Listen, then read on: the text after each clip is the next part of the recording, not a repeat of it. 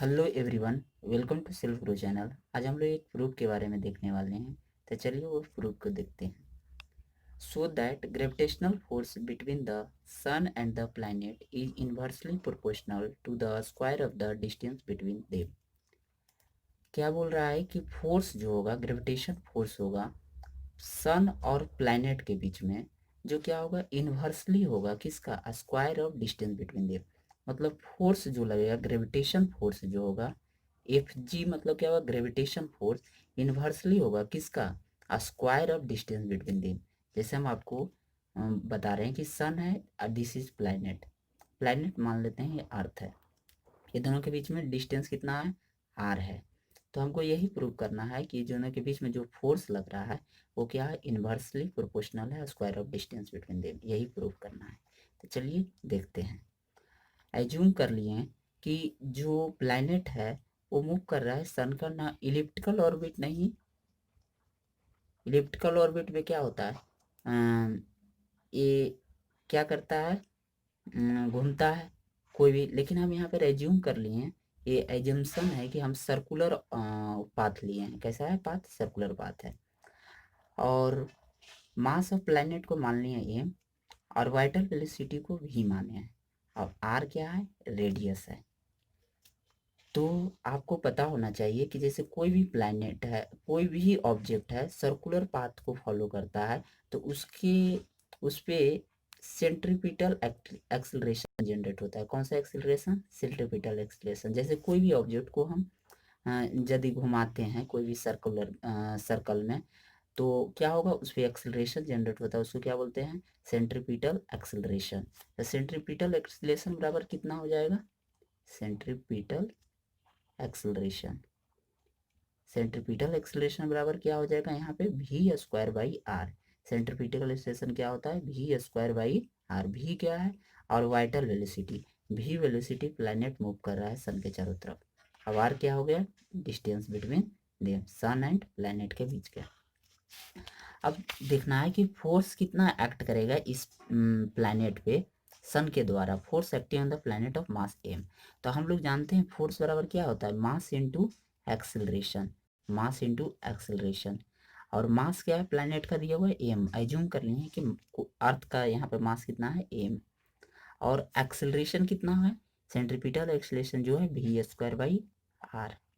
ए आ गया, समझ गया, ए आ गया एम। तो यहाँ से क्या आ गया, एम भी स्क्वायर बाई आर, ए हो गया। मान लिया जाए लेट, हम लोग एज्यूम करते हैं कि let time taken by the earth to complete one revolution around the sun. T time लग रहा है एक रेवोल्यूशन करने में, एक बार घूमने में कितना लग रहा है, टी टाइम लग रहा है। तो हम लोग जानते हैं कि वेलोसिटी बराबर क्या होता है, अथवा स्पीड बराबर क्या होता है, डिस्टेंस बाई टाइम होता है ना। लेकिन डिस्टेंस क्या है, तो एक बार चक्कर लगाने में कितना होगा, इसका सर्कमफेरेंस के बराबर डिस्टेंस को कवर करेगा, इसका जितना पेरीमीटर होगा। तो मान लेते हैं इसका सर्कमफेरेंस कितना हो जाएगा, 2 पाई आर। आर क्या है, रेडियस। और टी क्या है, टाइम पीरियड माने हैं, तो टी मान लिया टाइम पीरियड है। इसको क्या करते हैं, मान लेते हैं इक्वेशन नंबर 1 आया आपका, इसको इक्वेशन 1, ये भी को हम पुट करते हैं इक्वेशन 1 में, यहाँ पे हम रखेंगे। तो क्या आ जाएगा यहाँ से, फोर्स का फॉर्मूला ये, फोर्स बराबर आपको, फोर्स बराबर हमको क्या है, एम भी स्क्वायर बाई आर आया है। आप क्या कीजिए, इस भी के जगह इसको पुट कीजिए, एम, अब भी की जगह क्या आ जाएगा, 2 पाई आर बाई टी का होल स्क्वायर बाई आर।